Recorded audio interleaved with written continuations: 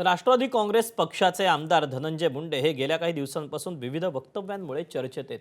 परळीत एका उद्घाटन कार्यक्रमादरम्यान त्यांनी केलेले वक्तव्य पुन्हा एकदा राजकीय चर्चेचा विषय ठरलं। सर्व क्षेत्रातलं आपलं वजन कमी झालं होतं, पण येणारा काळ आपला आहे।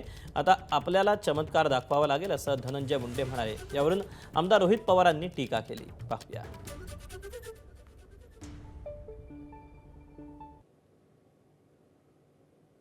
स्वतः जिम करतोय, बऱ्यापैकी मी स्वतः वजन माझं कमी केलंय। असंही सर्व क्षेत्रातलं आपलं वजन कमी झालं होतं,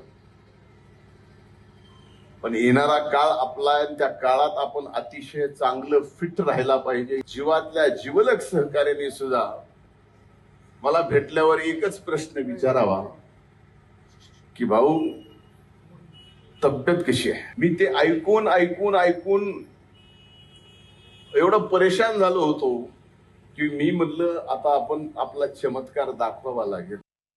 धनंजय मुंडे यांनी कमबॅकबद्दल विश्वास दाखवला।